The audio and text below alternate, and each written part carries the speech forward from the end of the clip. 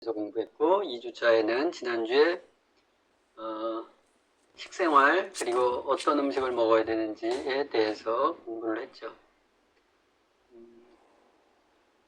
우리는 건강에 대해서 꽤 많이 아는 분들이에요. 지금 공부하시는 분들이. 물론 이제 처음 공부하시는 분들도 계시겠지만, 그리고 또 건강식품 같은 것들을 좀 많이 다른 분들보다 아마 잘 챙겨서 드시는 분들일 거예요. 근데 이제 그 건강식품도 사실은 음식이 우선이고 그 다음에 건강 보조식품이거든요. 그래서 음식을 엉망으로 먹고 건강식품 많이 먹는다고 해서 건강이 좋아지지는 않아요. 그죠? 그래서 바른 식습관이나 생활습관을 잡아놓고 건강식품을 먹으면 효과가 훨씬 더 좋은 걸 느끼실 거예요. 근데 내가 건강식품을 먹는데 효과를 잘 못 느끼겠다 그러면 일반적인 음식이나 생활습관이 안 좋기 때문에 그래요. 그런 것들을 좀 교정하는 노력을 병행하시면 훨씬 회복이 빠르죠. 그죠? 그거를 무시하고 나는 뭐 식품 먹고 뭐 그러니까 나는 운동 열심히 하니까 음식은 아무렇게나 먹어도 돼. 이런 분들이 의외로 많아요.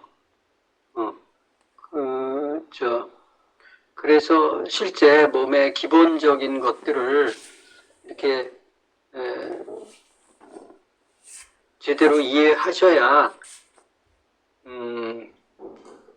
건강을 이렇게 빠르게 회복시키실 수 있어요. 제가 강의를 계속 하는 이유도 아는 내용들 많잖아요. 그죠? 근데 안 지켜. 그죠? 안 지켜. 그냥 그때그때 이렇게 닥치는 대로 이렇게 맛있는 거 아무거나 먹고 또 생활 습관이나 이런 것들도 아무 때나 자고 뭐 운동도 안 하고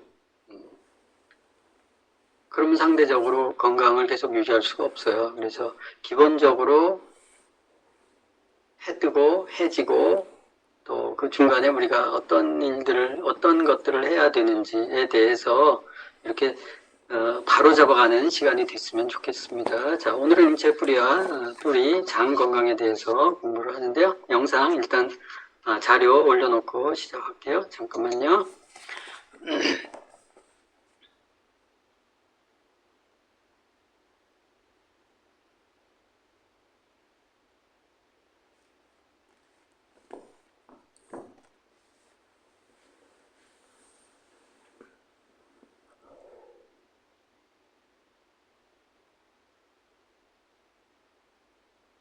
자, 댓글 건강 핸드북으로 지금 진행하고 있고 오늘은 3주차입니다. 다음 주에는 경쾌독에 대해서 공부하네요. 5주차에는 디톡스 다이어트. 그래서 앞부분에는 4주차 빼고는 전부 음식과 또 장, 또 디톡스 뭐 이런 부분들에서 집중적으로 주제가 되어 있어요. 이 부분들을 잘 풀어내시는 게 중요하니까 혹시 만성질환이 있으신 분들 1주차부터 5주차까지 집중해서 좀 보시면 좋을 것 같아요. 오늘은 공부한 것들이 장에 대해서 공부하고 장은 신경 조직이 또 많거든요. 그래서 뒤에 뇌와 같다. 그리고 또 장 건강을 지키려면 어떻게 해야 되는가, 유산균은 어떤 영향을 미치는지, 또 장 건강이 왜 피를 맑게 하는데 중요한 이유가 이 장누수 같은 것들이 피를 탁하게 하는 근본적인 원인이에요. 그래서 장누수 용언에서 집중적으로 좀 얘기할 거고, 장누수를 막으려면 어떻게 해야 되는가, 유산균, 또 들어가면 어떤 역할을 하는지, 또 우리가 어떤 유산균을 먹어서 장을 좋게 해야 되는지, 또 장을 좋게 하려면 유산균 또는 유산균의 먹이가 되는 식이섬유를 잘 챙겨서 먹어야 되거든요. 그래서 장을 어떻게 하면 건강하게 할 건가에 대해서 좀 공부하도록 하겠습니다. 제가 건강 공부를 하면서 제일 이렇게 많이 느꼈던 게 이 장이거든요. 이 장을 잘 잡으면 후천적으로 생긴 모든 병은 다 고칠 수 있다. 그리고 우리는 또 무기가 많이 있잖아요. 그죠? 여러 가지 무기가 있으니까 그것들을 통해서 얼마든지 장 좋게 할 수 있어요. 자, 장은 제2의 뇌다. 면역세포의 70%가, 백혈구의 70%가 장에 있다. 그리고 호르몬에서 우리가 인슐린도 중요하게 생각하지만 사실 세로토닌도 굉장히 중요한 호르몬이에요. 이게 90%가 장에서 분비된다. 이 세로토닌 그러면 기분 좋게 하는 호르몬? 뭐 이렇게 생각하잖아요. 저거 부족하면 우울증 걸린대, 뭐 불면증 있대, 이런 것들이 이제 세로토닌인데, 세로토닌은 온몸에 다 영향을 줘요. 굉장히 중요한 호르몬이에요. 저게 장에서 다 분비된단 말이에요. 이젠 뇌에서 분비된 줄 알았더니. 이 장이 굉장히 중요하다. 왜? 저런 백혈구나 또 중요한 호르몬이 장에서 분비되기 때문에 그래요. 그래서 좋은 장 환경을 만드는 게 굉장히 중요한데, 이게 장 안에는 미생물이 있어요. 좋은 역할을 하는 유익균, 또 해로운 역할을 하는 유해균, 또 중간균이 있는데 이 균형이 잘 맞아야 되는데 이게 무너지면 아까 장누수 같은 게 생겨요. 그래서 혈액이 혼탁하게 되거든요. 자, 장은 인체의 뿌리와 같다. 식물이 뿌리가 썩으면 죽죠. 사람도 장이 썩으면 죽어요. 병도 앓게 되고요. 그리고 좋은 영양소나 태브를 주더라도 뿌리가 약하면 소화 흡수를 못 시켜요. 그럼 소용이 없어요. 식물의 뿌리가 건강하면 잎과 가지와 열매가 튼튼하게 되듯이 사람도 뿌리가 건강해야 되는데 그 뿌리가 바로 장이라는 거예요. 자, 조금 넓은 의미에서 봤을 때 장은 입에서 항문까지 꽤 길죠. 한 8m 정도 되고 그 중에 한 6m 정도가 소장이다. 뭐 사실은 조금 더 길 수 있는데요. 전체 입에서 항문까지는. 이 6m를 제일 길게 차지하는 게 소장이에요. 소장이 이렇게 꾸불덕꾸불성 되어 있죠. 근데 이게 재미있게 인체의 최대 면역 조직인 림프에 의해서 보호된다 그랬어요. 림프가 뭔지 아시죠? 또 대장은 1.5m 정도 되는데 이거는 세균총에 의해서, 장내 세균에 의해서 음식물이 발효가 되고 또는 썩기도 하고 각종 노폐물, 유해세균과 바이러스 등을 퇴치한다 그랬어요. 그래서 재밌는 게 소장은 소장암이 없죠. 이 림프 때문에 그래요. 심장암도 못 들어보셨을 거예요. 혈액이 계속 도는데 그 혈액 안에 이제 백혈구나 이런 것들이 있으면서 심장이 암이 없는 이유가 그렇죠. 소장도 암이 거의 없어요. 그게 림프 조직이 있기 때문에 아까 면역 조직에 면역세포의 70%가 장에 있다면서요. 그 장 중에 소장이 엄청나게 많아요. 대장은 뭘로 지키냐? 대장은 장내 세균, 미생물로 인해서 지켜져요. 그건 이제 뒤에서 설명드리도록 할게요. 아까 유익균, 유해균 뭐 이렇게 얘기를 했는데, 자, 소장의 기능 역할 영상 좀 보도록 하겠습니다.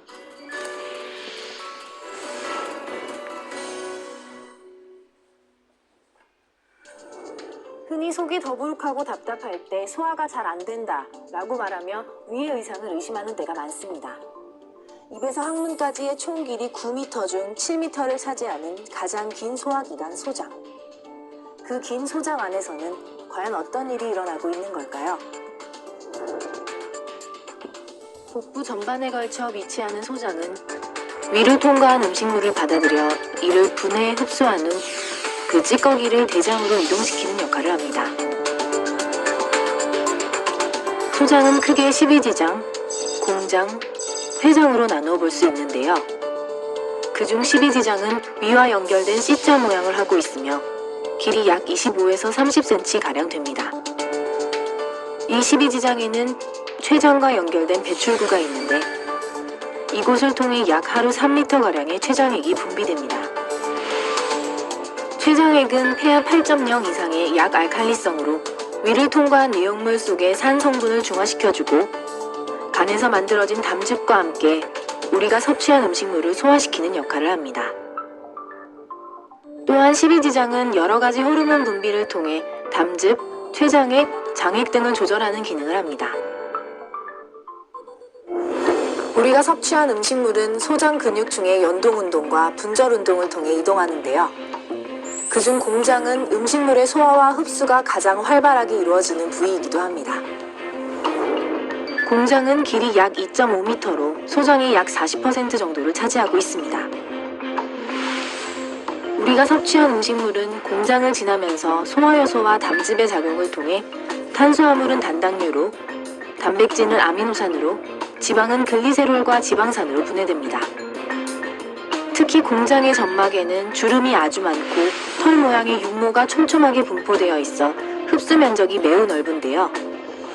가장 작은 단위로 분해된 영양소는 대부분 공장의 육모를 통해 흡수되며 흡수된 영양소는 림프관과 모세혈관을 통해 온몸으로 공급됩니다.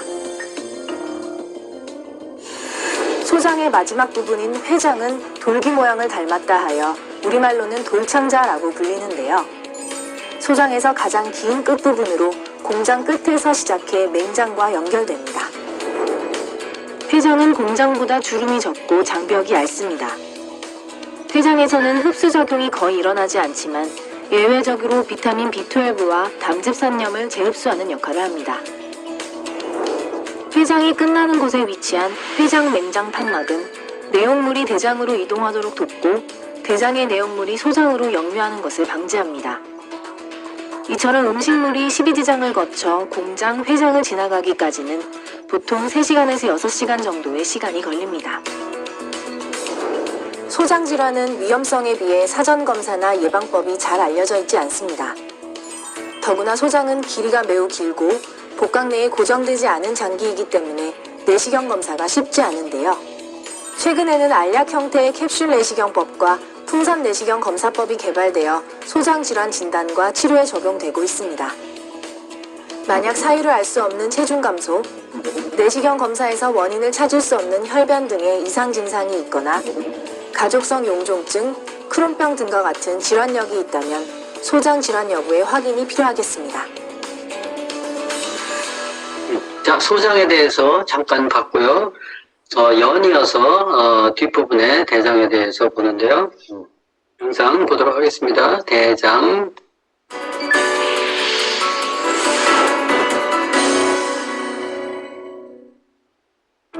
신체기관 중 뇌의 신호를 받지 않고 스스로 판단하는 곳이 있습니다. 바로 대장인데요. 척추와 말초신경계보다 더 많은 세포를 갖고 있는 대장은 제2의 뇌라 불리며 독자적으로 소화 메커니즘을 제어합니다. 따라서 대장이 건강해야 우리 몸 건강의 3대 원칙 중 하나인 배설 과정이 원활하게 이루어지는데요. 배설은 찌꺼기 배출의 의미를 넘어 신체 균형을 유지하는 중요한 과정이기 때문입니다. 큰 창자라고도 하는 대장은 소장 끝에서 시작해 항문으로 이어지는 소화기관으로서 기다란 관처럼 생겼습니다. 길이는 약 1.5m로 전체 장의 20%를 차지하고 폭은 약 7.5cm로 작은 창자보다 2배 이상 굵습니다. 대장은 크게 맹장, 결장, 직장 이렇게 세 부분으로 나뉘는데요. 대장의 첫 부분인 맹장은 음식물을 소장에서 받아들여 일시적으로 저장했다가 결장으로 이동시킵니다. 우리가 흔히 맹장으로 잘못 알고 있는 충수돌기는 맹장 끝에 매달리듯 달려있는 부속물로 특별한 기능은 없는 것으로 알려져 있습니다. 이곳에 염증이 생기면 흔히 맹장염이라고 하는데 충수돌기염이 정확한 병명입니다. 또 맹장은 인체의 면역 발달에 관여하는 기관으로 유아기 때 인체에 유익한 박테리아들이 대장 내에 자리할 수 있도록 조절한다고 알려져 있으며 수분과 염분을 흡수하는 기능을 함께합니다. 대장의 대부분을 차지하는 부위는 결장입니다. 크게 네 부위로 나뉘는데 모양과 방향에 따라서 상행결장, 횡행결장, 하행결장, 구불결장이라고 합니다. 맹장이 있는 오른쪽에서 시작해서 간을 향해 위쪽으로 뻗어 올라간 상행결장은 길이는 약 20cm 정도로 직경이 크고 그 안에 있는 내용물도 고체보다는 액체에 가깝습니다. 그 다음 배 위쪽을 가로지르는 횡행결장은 위로는 간과 위와 가까이 있으며 맹장과 상행결장을 거친 장 내용물에서 수분을 흡수합니다. 하행결장은 복부의 왼쪽에 위치하고 있는데요. 소화된 음식물을 고형화시켜 대변으로 배출될 때까지 저장하는 역할을 합니다. 마지막으로 구불결장은 S상결장이라고도 하는데 대략 길이가 45cm이며 S자 모양으로 꺾여서 직장과 연결되어 있습니다. 그리고 결장의 끝부분부터 항문에 이르기까지 약 20cm 정도는 직장이 차지하는데요. 이렇게 맹장, 결장, 직장을 통해 소화된 음식물은 약 90%가 액체로 변형되어 대부분 흡수되고 반고형 상태의 대변으로 남습니다.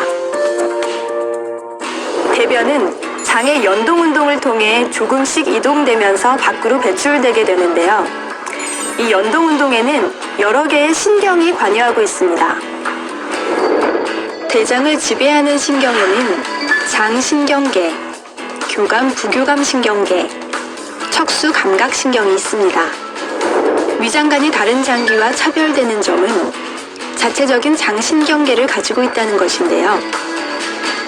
그래서 대장은 중추신경계와의 연결 없이도 자발 운동이 가능하며 연동 운동을 통해 항문 방향으로 대변을 이동시킵니다.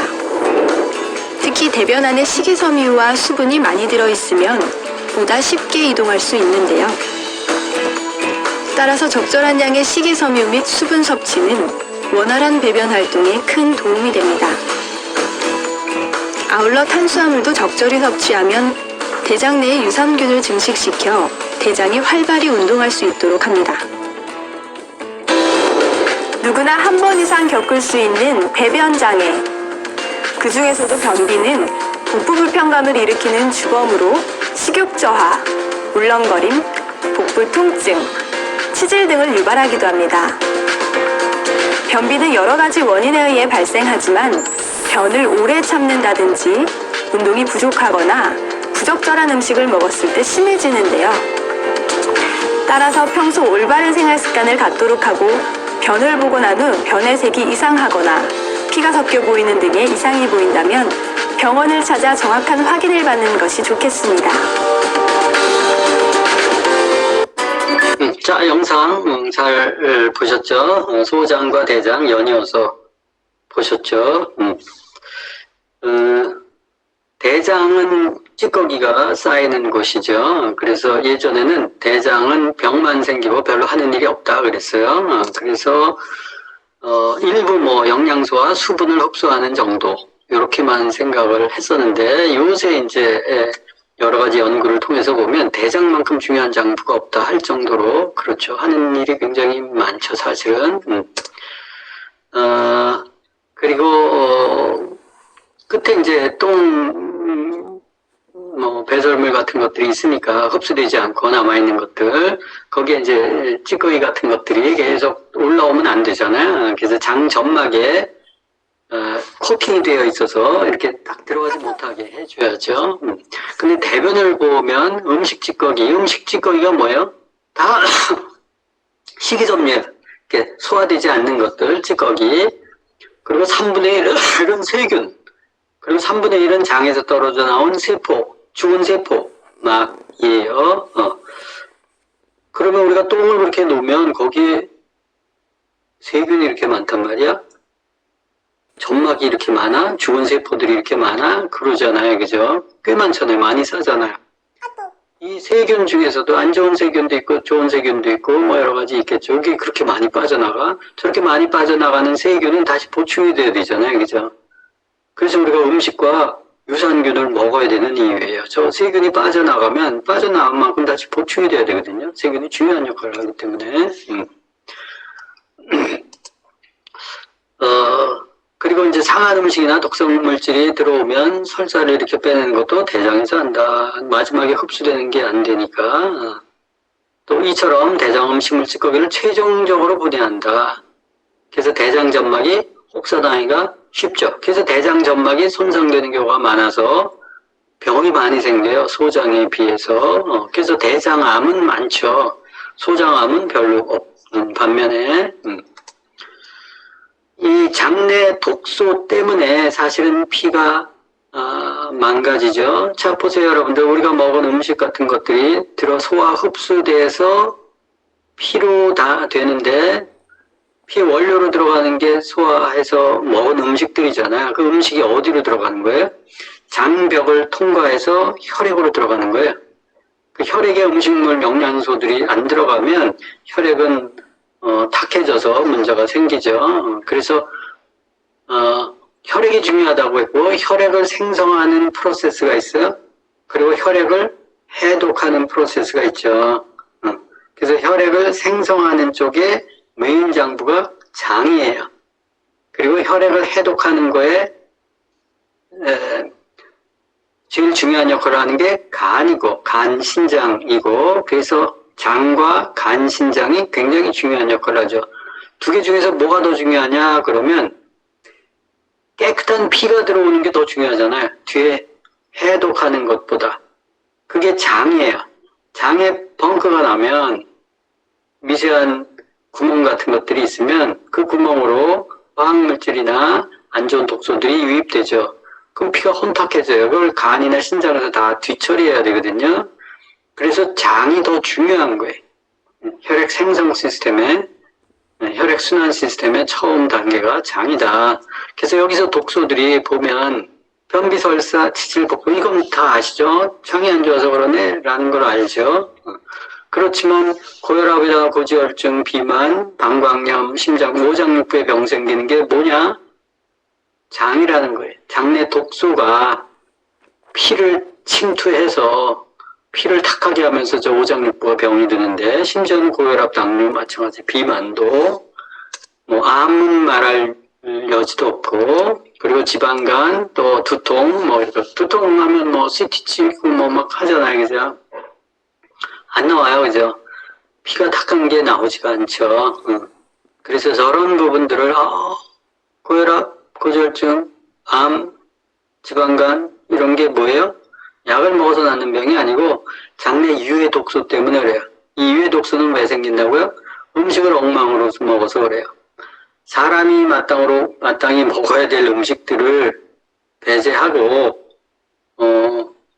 이 사람이 먹지 말아야 될 음식들을 탐식하니까 저런 거예요. 그죠? 그래서 장내 유해 독소로 온 질환이 생기는구나. 심지어 암조차도 그 음식을 바꾸면 되잖아요. 음식을 바꾸고 장을 깨끗하게 하면 좋아지겠죠. 대장에 병이 생기는 이유 영상 한번 쭉 보도록 하겠습니다. 그런데 대장의 역할은 단순히 배변에서 끝나는 것이 아닙니다. 음식물이 소화 흡수되는 과정을 통해 대장이 어떤 역할을 하는지 직접 확인해 보겠습니다.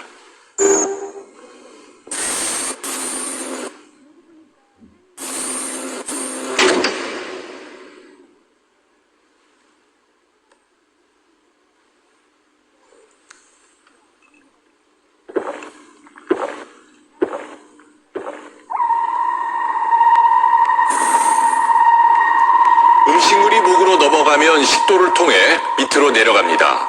식도에서 내려온 음식물은 위에서 너댓 시간 동안 있으면서 더 잘게 부서지는데요. 그 후에 각종 소화액을 분비하는 십이지장을 지나 소장으로 들어가고 여기에서 주로 음식물 속의 영양분과 수분이 흡수됩니다. 그리고 난 다음 도착지가 바로 소화의 최종 단계를 맡고 있는 대장입니다. 이곳이 바로 대장인데요. 대장의 길이는 1.5m로 맹장과 결장, 직장의 세 부분으로 되어 있고 그 끝은 항문으로 연결되어 있습니다. 대장에서는 소화 요소가 분비되지 않기 때문에 소화는 일어나지 않지만 음식물로부터 남은 영양분과 수분을 마지막으로 흡수합니다. 지금 아래 보이는 것이 영양분과 수분이 흡수되면서 남은 음식물 찌꺼기, 그러니까 대변 덩어리입니다. 대장이 마치 애벌레가 기어가듯이 부풀었다가 쪼그라드는 연동운동을 계속하는 것은 이 찌꺼기들을 항문을 통해 바깥으로 배출하기 위해서입니다. 만일 이 과정에서 이상이 생겨 대장이 수분을 제대로 흡수하지 못하면 설사를 하게 됩니다. 대변의 색깔은 대장의 건강을 확인할 수 있는 좋은 기준입니다. 일반적으로 황갈색을 건강하다고 보는데요. 만일 변이 검붉은 색깔을 띠고 있다면 대장암을 의심해봐야 합니다. 지금 위에서 혹처럼 튀어나온 것이 폴립이라고 불리우는 대장 용종입니다. 이 용종의 일부는 2년에서 5년에 거쳐 1cm 정도로 자라게 되는데요. 1cm 이상 커진 대장 용종은 암으로 악화할 위험이 있기 때문에 대장 내시경 검사를 통해 사전에 제거하는 것이 중요합니다. 그런데 최근 들어 같은 소화기관의 암인데도 위암은 서서히 줄고 있는 반면 대장암은 급속히 늘고 있습니다. 그 이유는 무엇일까요? 가족성 용종증 환자의 수술, 환자의 대장에서 100여 개의 용종이 발견됐다. 가족성 용종증은 대장에 수백 개의 용종이 생기는 유전병이다. 여기 제일 크고 암으로 되는 것 같다. 용종 중에 하나는 이미 암으로 진행됐다. 가족성 용종증 환자의 경우에서는 우리가 수술하지 않을 경우 그 선종이 대개 20대 이후 30대에 걸쳐서 100% 대장암으로 진행하고 있습니다. 자, 용종이 나왔죠. 일전 용종 얘기. 용종은 왜 생기죠? 용종은 왜 생겨요? 장이 깨끗해서 생겨요? 더러워서 생겨요? 더럽죠. 독소들이 많아서. 그래서 유해균들이 많이 증식하면서 문제가 생기는 거죠. 그래서 장이 저렇게 용종이 엄청나게 많은 걸 가족성 용종이라고 얘기하는데, 저게 유전병이라고 얘기하는데, 유전병이 다른 게 유전이 아니고 식습관이 유전이 돼서 그래요. 그죠? 고기 좋아하는 부모 밑에서는 고기만 엄청나게 먹고, 유제품 튀김, 전, 그 기호들이 있잖아요. 그죠? 빵, 떡 좋아하는 사람들, 그러면 저런 게 습관이 되기 때문에 애들도 그거 먹고 자라거든요. 그래서 식습관이 유전이 되기 때문에 그런 거지, 자기가, 세포가 잘못돼서 그런 게 아니라는 거예요. 그래서 저런 지경에까지 가지 말아야 되잖아요. 그죠? 왜 몸에 장이 저렇게 걸레처럼 된 이유는 걸레 같은 음식을 먹어서 그래요. 그 음식을 분별하고 몸에 좋은 것들을 먹어야죠. 근데 몸에 좋은 것들이, 피에 좋은 것들을 잘 모를 뿐더러 안 먹으려고 얘기하죠. 그죠? 맛있는 것만 찾으니까, 피에 안 좋은 것들을 먹는데도 불구하고. 그래서 저거는 도려낸다고 농사가 아니고, 그죠? 좋은 음식을 통해서 장을 제대로 만들어 놓으면 저럴 일이 없잖아요. 그죠? 그리고 이제 변 색깔이 중요해요. 아까 변 색깔 쭉 나왔잖아요. 황금색이 좋다. 다 아시죠? 검붉은색은 출혈이 항문에서 먼 쪽에 출혈이 생긴 거예요. 위나 식도에서 출혈이 생길 수 있잖아요. 음식이 이렇게 거친 음식이 들어가면서 이렇게 스크래치 날 수도 있고, 안에 속 안에, 점막 안에 뼈들이 같은 것들이 있는데 음식이 쓸려가면서 이렇게 툭 쳐서 일회적으로 피가 나올 수도 있고, 그러잖아요. 그죠? 또 붉은색이다 그러면 항문 가까운 쪽에서 피가 난 거예요. 장에 노폐물이나 이런 게 쓸려가면서 점막 같은 것들에 일부 상처 같은 것들이 나면서 생길 수도 있고, 그 안에 모용종이나 혹이나 이런 것들이 이렇게 식이섬유에 밀려가지고 떨어져 나가면서 피가 날 수도 있어요. 그죠? 그래서 그게 출혈이 무조건 나쁜 거지는 않을 수 있는데, 하여튼 출혈이 되면 좀 조심하긴 해야 되죠. 또 변비 때문에 찢어져가지고 출혈이 되는 경우도 있고. 근데 이제 그 색깔이 어떻게 섞여 있느냐에 따라서 다르니까 관찰을 해볼 필요가 있고, 회색 변수 하는 사람이 있어요. 똥이 왜 노란 줄 알죠? 노란 똥이 좋은 똥이죠. 원래는 피색은 녹색이에요. 녹색. 적혈구를 빼버리면 녹색이 돼요. 연두색 같이 되죠. 그 연두색이 눈에 많이 비치면 황달처럼 보이는 거 아니에요, 그죠? 그래서 피가 이렇게 죽은 피를 이렇게 회수하면 철분이 헤모글로빈을 회수하기 때문에 철분이 없어져요. 그러면 그 피색이 나오는데 그게 똥에 들어가요. 똥의 원료로 들어가요. 왜냐하면 죽은 피가 담즙의 원료가 되고 담즙을 통해서 음식물로 분해되면서 장에서 색깔을 결정하는데 그게 이제 유산균을 관통하면 노랗게 되는 거예요. 똥이 노라면 유산균이 대장에 많이 있구나. 유산균 샤워를 받아서 황금색이 됐구나 라고 보는 거죠. 근데 그러지 않고 뭐 연노란색이다, 퍼런색이다 이런 것들은 유산균이 별로 없는 똥이에요. 항생제를 많이 먹었거나 유제품을 많이 먹었거나 그랬을 때 이제 그런 녹변 같은 것들을 싸는 이유. 그리고 회색변을 싸는 사람들이 간혹 있어요. 이것은 담즙이 안 나오는 거예요. 담즙이 나와야 똥색이 되는 거거든요. 회색변은 담석에 의해서 막혔거나 담즙이 분비 안 되는 변이니까 그런 것들을 좀 관찰해 보시면 할 수 있고, 이 장에는 우리 몸 전체에는 39조 마리의 미생물이 서식하고 있다. 무게만 1에서 2kg 정도인데 그 중에 대장에 38조가 살고 있다.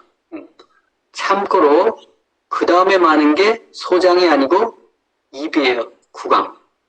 대장의 100분의 1. 소장에는 1000분의 1. 피부에도 1000분의 1. 그러니까 제일 많은 게 대장. 그 다음에는 구강, 입. 입에도 굉장히 많은 거예요. 그 다음에 소장이 6m인데 대장의 1000분의 1뿐이 안 되는 거예요. 대장, 피부 대장.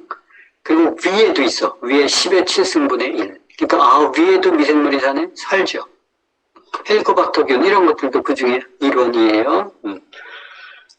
그래서 황금색을 보면 유익균이 많이 서식한다라는 증거다. 유산균이 들어가서 어떤 역할을 하길래 해서 영상 하나 보겠습니다. 그 전에는 저는 장은 그냥 대변을 만드는 하나의 장기라고만 생각을 했었거든요. 그러니까 장 건강에 유산균이 너무 중요하니까 또 이게 그 면역력하고 바로 그 연관이 있다. 이런 결론이 나는 얘기죠. 네, 우리 장 내에는 이 좋은 균과 우리 몸에 나쁜 균이 비율이 여러 얘기가 있지만 85대 15 정도. 이렇게 이제 비율로 균형을 이뤄야 이상적입니다. 그래서 나한테 싫어하는 균들은 무조건 없고 100대 빵이 아니라 적당한 유지가 있어야 얘네들도 하는 일이 있거든요. 그러니까 언제 문제가 생기냐면 유해균이 많아졌을 때 생기지 유해균이 있다고 생기는 건 아닙니다. 걔네들 성질을 건드렸을 때 우리 몸에 비로소 나쁜 거지 걔네들이 잠자코 있을 때는 우리 몸에도 도움이 됩니다. 그중에 유해균 중에 가장 우리 몸에 좀 해로운 대표적인 것들이 곰팡이균이죠.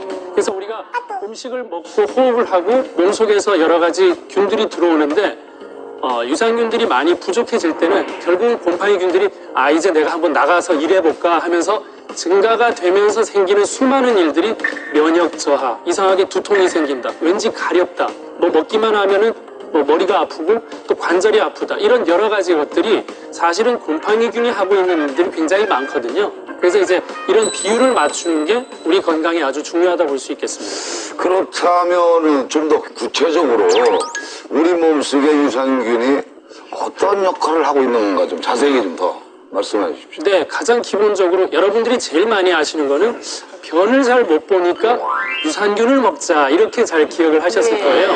근데 그건 이제 설사가 됐건 변비가 됐건 상관없이 장의 균형을 맞추는 거니까 둘 다 도움이 될 수 있고요. 일단 유해한 균들은 자기네들이 유해한 물질을 또 만들어내거든요. 그 생성을 억제시켜야 되겠고 또 콜레스테롤 같은 것들을 떨어뜨리는 역할도 하고 또 장내 독소 생산을 억제시키고 또 상대적으로 노화가 더디게 되는 노화 억제 작용도 할 수 있죠. 그리고 감기 증상을 완화한다는 것은 감기는 바이러스 때문이고 바이러스는 내 면역이 떨어졌을 때 바이러스는 언제나 들어올 수 있는데 내가 약할 때만 공격하는 거니까 치료는 바이러스를 죽인다가 아니라 내 힘을 강화시킨다겠죠. 그래서 그 강화시키는데 가장 중요한 것은 면역의 70%가 있는 장의 건강을 유지하고 있는 거다. 근데 뭐 보니까 요즘에는 장 건강을 위해서 변도 이식한다는 얘기를 제가 들은 적이 있거든요. 예, 있습니다. 예. 변을 이식한다고요? 예, 옛날에 우리가 왜 개똥도 왜 약이 쓰려면 없다는 얘기 했었잖아요.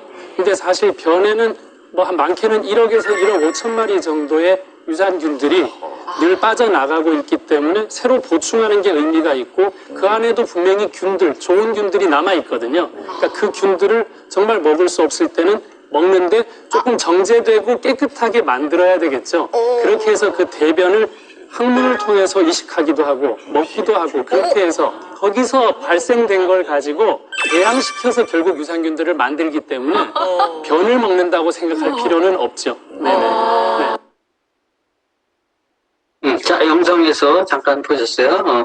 그 설명드리기 전에 그 장이 안 좋았을 때, 아주 안 좋았을 때는 이제 하루에도 몇 번 이상, 대여섯 번 이상 설사 반복하고 또 피똥 싸고 뭐 이런 경우들이 있잖아요. 그런 경우를 이제 과민성 대장증후군 뭐 이렇게 얘기하잖아요. 제가 이번 영상에서는 그걸 못 보여드렸는데, 왜냐하면 이 저작권 같은 게 있어가지고 제가 녹화하는데 좀 지장이 있어서 뺐는데요.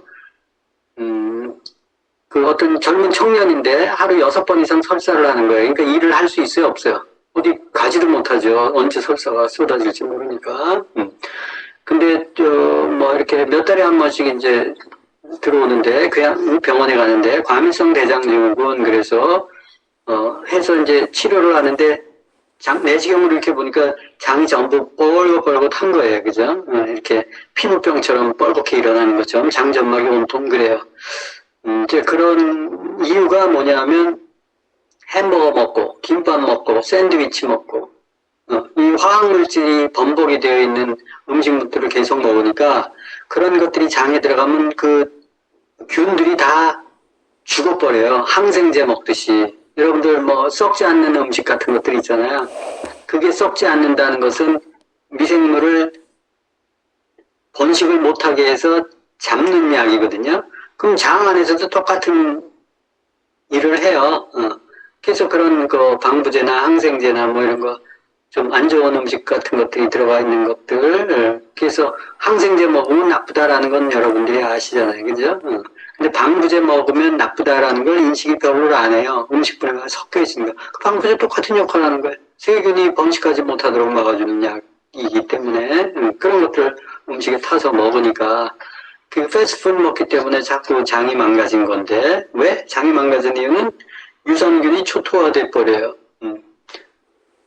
약을 항생제를 먹어도 초토화되고 술을 먹어도 많이 초토화되고 그리고 맛이 가죠. 그 다음에 이런 패스트 같은 것들 그리고 오래 보관한 것들 이런 것들은 전부 장을 그 균의 문제를 일으켜요. 그러면 그 균들이 제 역할을 하다가 못하니까 점막이 훼손돼서 점막이 빵꾸가 돼가지고 이제 문제가 생기는 경우들이 많아요. 그래서 설사를 하는 거예요. 그런 것들이 이렇게 정돈되지 않으니까 그런 것들이 몸에 유입되면 큰일 나잖아요. 그러니까 물을 타가지고 축축 빼버리는 거죠.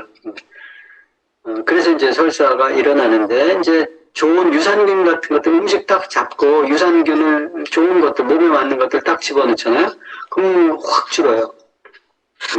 근데 그걸 못 잡으니까 그냥 맨날 항생제나 약을 써가지고 땜빵하고 항생제가 하면 다 죽여버리니까 그러니까 뭐 염증이 일어나는 것도 좀 아물죠. 한 1, 2주 정도 되면 그러다 또 음식 이상한 것들 들어가면 또 유해균들이 득실하면서 또 그렇게 되는 거죠. 그래서 악순환을 반복하는 거예요. 그래서 이거는 항생제로 잡을 수 없어요. 그래서 장을 우리가 어떻게 하면 좋게 할까? 그래서 우리가 영상을 지금 잠깐 유산균의 역할을 보여드린 거예요. 그래서 유해균을 때려잡아서 없애는 게 항생제고 유해균을 놔두더라도 좋은 균들을 배양시켜서 유해균들이 활동을 좀 억제하도록 해주는 게 유산균이에요.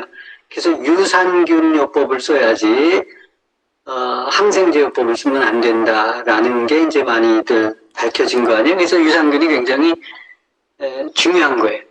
고칠 병이잖아요. 여러분 못 고치잖아요, 병원에서. 그죠? 그래서 항생제로는 안 되기 때문에 그래요. 소염제 항생제로 보통 쓰는데 외부의 장 음식이라는 것은 외부 음식이 들어와서 장을 계속 자극을 주기 때문에 우리가 한 번은 뭐 균을 죽일 수 있지만 외부에 계속 유입돼서 왔다 갔다 하기 때문에 항생제로 잡을 수가 없어요. 어리석은 일이지. 계속 또 균이 배양이 돼서 또 들어오니까. 그래서 좋은 균을 가지고 이렇게 같이 세력을 겸비해 놔야지 다 죽인다고 해서 죽지를 않는다는 거예요. 그래서 유산균 보면 정장작용, 장을 깨끗하게 하는 거 당연하죠. 점막에 못 붙게 하니까 유산 같은 것들을 통해서 이렇게 그 유해균을 억제시키고 장점막에 못 달라붙도록 그리고 이제 장내 유익균을 증식시키고 유산균들이 그 장내 연동 운동을 촉진시키죠. 이렇게 주물럭주물럭 돼서 연동이 돼야 소화 흡수도 되고 그리고 찌꺼기들을 밀어내잖아요. 그런 것들이 이제 유산균의 역할, 소화 영양소 흡수 돕는다, 기생충을 억제한다, 해로운 바이러스 억제한다, 이런 것들이 다 유산균들이 하는 역할이고 또 노폐물 배설, 면역력 높여주고 또 뇌에도 좋은 물질 만들어서 정신을 안정시키는 거, 아까 세로토닌 같은 거 대표적인 물질이죠. 그 밖에 다양한 호르몬들이 장에서 만들어내는 게 많이 있다. 또 밤에 숙면을 취하도록 하는 것도 당연히 세로토닌과 관련돼 있고 멜라토닌과 관련이 되어 있죠. 인체 염증을 차단해준다. 아, 염증이 장에서부터 차단되는 게 중요하구나. 그게 유산균이네. 하는 거야. 몸에 염증이 많다 그러면 장부터 고쳐야 돼. 장을 고치는데 핵심적인 게 유산균이에요. 아까도 초기에 말씀드렸지만 혈액이 깨끗하게 되려면 깨끗한 혈액이 들어와야 돼. 그럼 장점막이 촘촘해야 돼요. 그래서 좋은 건 집어넣고 나쁜 거는 막아야죠. 그게 장점막이 할 일이에요. 그래서 잘 먹고 잘 싸는 건데 장에 노폐물과 독소가 쌓이면 장점막이 손상되죠. 그래서 유해균들이 많이 생기면서 염증을 유발해요. 그러면 손상된 장점막에 누수가 생기는 거예요. 그래서 독소가 혈관을 타고 침투하면 피가 탁해지면서 면역계의 교란이 일어나면서 문제들이 생기는 거예요. 뒤죽박죽 되는 거예요. 이를 장누수 증후군이라고 한다. 그래서 혈액이 탁해지는데 탁해지는 거가 문제가 아니고 그를 통해서 독소나 여러 가지 유해균들이 들어오는데 그런 것들이 많이 들어오면 면역세포에 비상이 걸려요. 그죠? 그러면서 이제 문제가 생기는 거죠. 자, 장누수증후군이 뭔가? 혈액이 들어갈 때 어떤 과정을 통해서 들어가고 그 들어간 혈액들이 온몸을 돌면서 어떤 문제를 일으키는지를 영상을 통해서 한번 보세요. 그러면 장이 진짜 중요하네. 이것만 막을 수 있으면, 이것만 좋게 할 수 있으면 모든 병을 다 고칠 수 있겠다. 후천적으로 만성질환이라는 것을 이 장누수증후군만 이해하면 고칠 수 있겠네. 아까 암도 얘기했잖아요. 유방암이든 자궁암이든 대장암이든 무슨 암이든 전립선암이든 간에 이 피가 문제예요. 이 피를 제대로 만드는데 중요한 게 장이에요. 영상 보겠습니다. 질병의 근본 원인을 찾는 것은 현대의학에게도 매우 절박한 문제이기 때문이죠. 소화기 내과 전문의인 전우규 교수. 그는 독소의 정체가 무엇이고 어떻게 해서 우리 몸에 침입하게 되는지 궁금했습니다. 그리고 그 해답은 바로 장 속에 있었죠. 넓은 의미에서의 장은 입부터 항문까지를 말합니다. 음식물이 들어와서 나가는 전 과정이 모두 장에서 이루어지죠. 하지만 장의 진정한 가치는 따로 있습니다. 바로 우리 몸의 가장 중요한 면역 반응이죠. 밖에서 들어온 병원균이나 항원들, 해로운 독소들은 모두 장에서 걸러집니다. 장에 있는 수많은 세균들이 그 일을 담당하는데 겨우 1g밖에 안 되는 대변 속에도 1000억에서 1조 마리의 세균이 있습니다. 병원균은 여러 가지 독소들을 뿜어냅니다. 또한 균 자체의 몸에서 털이나 꼬리가 떨어져 나오기도 하죠. 특히 세균이 죽으면 세포의 벽이 깨지면서 껍질이 분해되어 나오는데 이것이 바로 인체에 치명적인 내독소입니다. 그 내독소가 들어오면은 한마디로 얘기하면 염증을 일으켜요, 염증을. 갑자기 아주 대량으로 나타나면은 이거는 폐혈증에 빠져서 며칠 내로 사망하게 될 정도로 아주. 잘 보세요. 정상적인 장점막 세포들은 불필요한 이물질이나 독소들이 몸 안으로 들어오지 못하게 막아줍니다. 일종의 방어막 역할이죠. 점막이 촘촘하죠?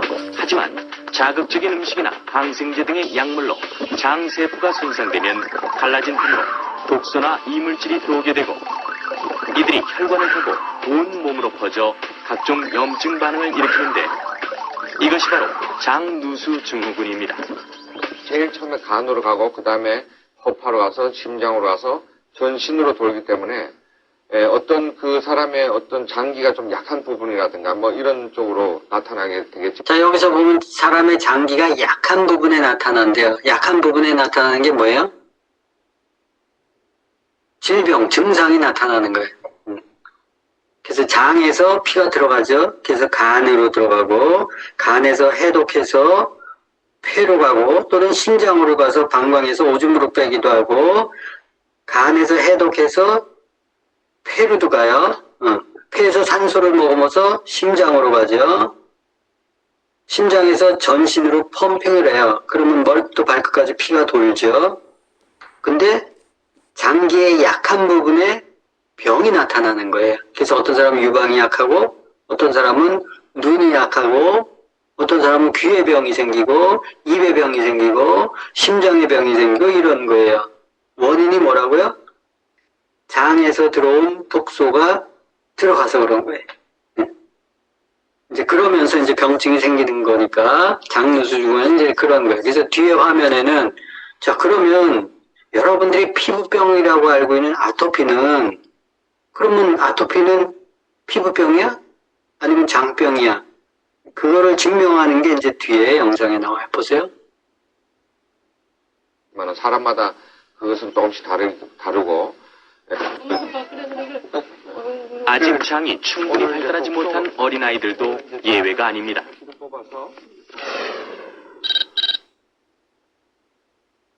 병원에서도 그냥 약만 바르라고 해서 지켜보고 있는 상황인데 어떨 때는 심해지고 어떨 때는 또 좋아지고 하니까 그게 어떤 기준에서 좋아졌고 어떤 기준에서 나빠졌는지에 대한 거를 아직 판단을 하지 못해서 어떻게 해야 될지. 잠결에 긁으니까 피가 나도 계속 긁더라고요. 그러니까 진물이 아침에 일어나면 진물이 흐를 정도로. 아토피성 피부염은 대개 먹는 음식과 관련이 크죠.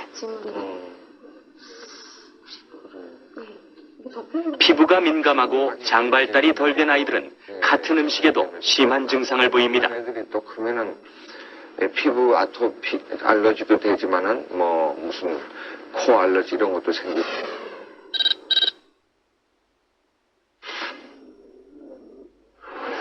전우규 교수의 말대로 이들이 앓고 있는 병이 정말 장누수 증후군 때문일까요? 검사 결과 이들의 내독소 수치는 정상인에 비해 4배에서 10배나 높았습니다.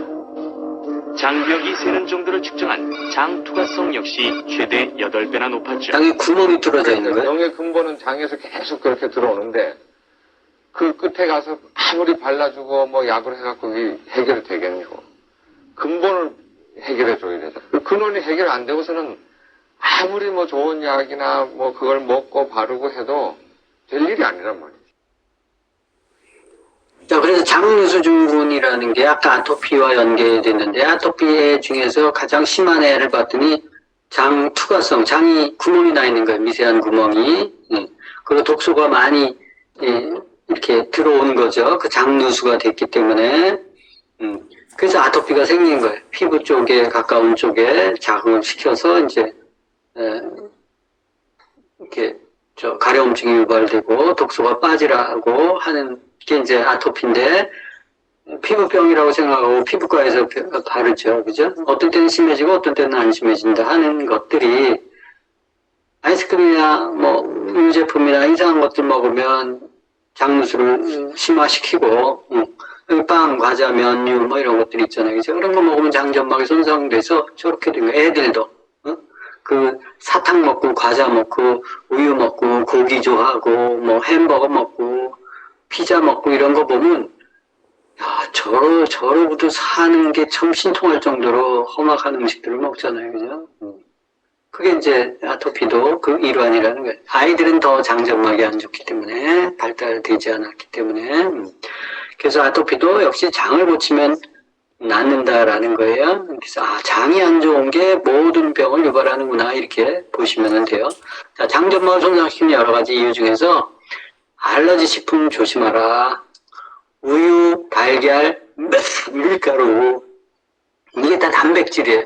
알파카세인, 카세인 단백질, 발암물질이라고 얘기했잖아요. 그죠? 그 알부민, 달걀에, 달걀도 이제 종류가 있어서 우리가 1번, 2번 달걀을 먹는데 3번, 4번은 먹지 마십시오라고 이제 하고, 밀가루에 함유된 글루텐, 이것도 단백질의 일종이에요. 이런 것들이 끈적한 단백질, 소화 잘 안 되는 단백질 이런 것들이 들어가면 문제가 되는 알러지를 유발하죠. 알러지라는 게 음식 알러지잖아요. 그죠? 소화 흡수 못하는 것들. 그래서 빵, 떡, 과자 이런 거 먹어도 그렇고 설탕, 단 거, 덴저잖아요. 덴저, 단 거, 덴저. 가공식품 중 쇼트닝 마가린, 트랜스지방 이런 것들. 이게 담즙산 분비, 기름은 담즙산이 나와야 되는데 저게 소화가 안 되기 때문에 담즙산이 많이 나와야 돼요. 많이 나오면 그게 대장벽을 자극시켜요. 대장벽을 자극 많이 시키면 대장 염증이 생기고 대장암이 많이 와요. 또 식이섬유가 적은 정백식품, 백미, 백밀, 백설탕, 정제소금 뭐 이런 것들, 이런 것들 또 과도한 육류 섭취 이게 장점막을 손상시킨다. 그래서 그 밑에 특히 고기에 함유된 육류에 함유된 단백질은 소화 과정에서 뭐 여러 가지 뭐 카세인 뭐 또 이런 부산물인 암모니아 이런 것들이 많이 생기기 때문에 냄새도 독하죠, 그죠? 질소화합물이기 때문에 그래서 해독이 어렵고 혈액 내 내포물로 장점막을 손상시키고 뭐 어쩌고 쭉 써 있어요. 특히 이제 가축들은 GMO 수사료나 항생제 뭐 이런 거 잔뜩 먹고 있단 말이야. 그럼 고기에도 그게 저장이 돼 있고 우유에도 저장되어 있고 하니까 그런 것들 안 좋은 것들 먹고 자란 것들을 먹으니까 사람도 망가지는 거예요. 그래도 기를 쓰고 고기들 좋아하죠, 그죠? 엄청나게 고기들 먹어요. 그리고 이제 또 유산균 식이섬유 부족해도 변비나 숙변이 쌓이고 장점막을 손상시키기도 한다. 그리고 술, 아세트알데히드 장점막 손상시키는데 굉장히 이게 심각해요. 술도. 제일 심각한 거는 항생제죠. 그러면 세균들이 다 죽어버리잖아요. 그러면 장내 미생물이 장점막을 촘촘하게 보호하다가 항생제 먹고는 다 뒤집어지는 거예요. 그럼 그 점막에 붙어 있었던 유익균들이 다 몰살당하면서 장점막 누수들이 생겨요. 그럼 그 점막 사이로 세포막 시체들이 들어가는 거야. 세균 시체들이 들어가는 거야.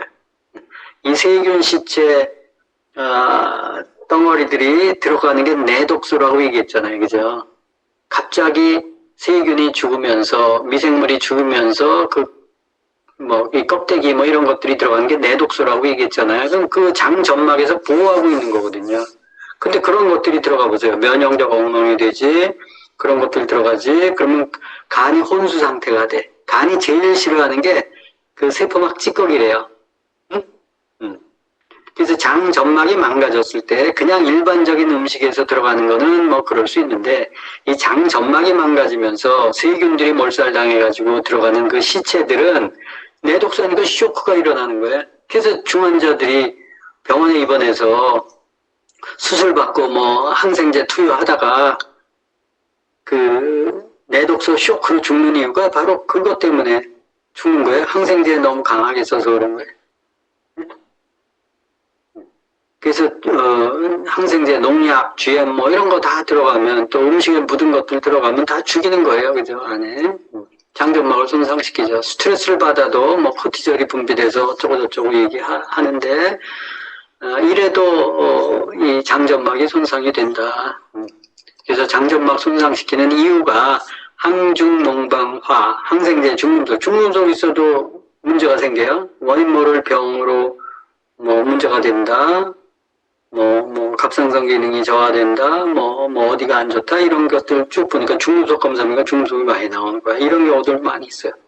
농약, 방부제, 화학적물, 스트레스 이런 것들 없애야 장점막이 쫌쫌해지고 좋아져요. 그럼 피가 좋아지는데 우리가 영상에서 아까 보셨죠. 건강한 장은 육모들이 저렇게 살아있어요. 촘촘하죠. 육모와 육모 사이도. 그래서 장 안으로 독소들이 못 들어오죠. 그리고 미생물들이 저 육모 안으로 못 들어가죠. 왜냐하면 그 오른쪽에 써 있잖아요. 장의 육모는 여기 유익균으로 뒤덮여 있어서 장점막에 잘 분해된 영양소만 흡수되고 각종 면역물질과 3000여 종의 효소를 만들어낸다. 근데 저게 없으면 아무것도 못 만들어내잖아요. 그죠? 장점막이 손상되면 반대로 독소들이 혈관 안으로 쏟아져 들어온다. 이 독소가 그냥 뭐 안 좋은 독만 얘기하는 게 아니고 미생물 시체들이 들어가는 거예요. 이것들이 들어가면 백혈구들이 뒤집어지는 거예요. 그죠? 그래서 병이 생기는 거예요. 면역력 확 떨어지고 피곤 탁해지면서 돌아다니면서 병들을 유발한다. 자, 그러면 우리가 장을 건강하게 지키기 위해서는 음식 습관을 개선해야 되고 생활 습관을 개선해야 된다.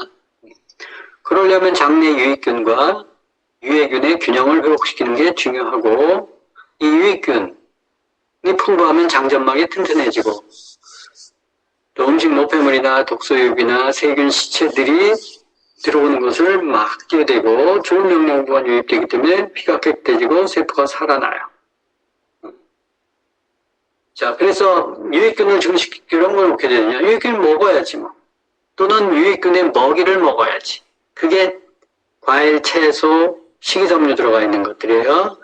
반면에 유해균을 키우고 싶으면 고기 많이 먹으세요. 유제품 많이 먹고 패스트푸드 많이 먹고. 그래서 내 장에 어떤 먹이를 주느냐에 따라서 유익균이 자라는지 유해균이 자라는지. 그리고 또 나이가 들면 유익균이 줄어들어. 유익균은 따뜻한 환경에서 자라는데 장이 차지거든요. 나이가 들면. 또 시도 때도 없이 찬물, 커피, 주스, 탄산음료, 맥주 이런 것들 먹죠. 냉면 먹고. 그럼 유익균이 죽어. 장이 차게 되고. 장이 따뜻해야 유익균이 자라고 먹은 음식물 발효가 잘 돼요. 장이 차가우면 유해균이 자라요. 장을 따뜻하게 위해서는 물 관리, 또 온열요법을 해야 된다라는 거예요. 찬 음식 삼가하고 가급적이면 상온 음식을 먹고 냉장고 음식 너무 좋아하지 말아라. 채식 위주의 식단이 중요하다. 또 마음가짐도 중요하죠. 마음이 좀 편안해야지. 그래서 유산균 선택 기준은 일단은 오른쪽에 써놨죠.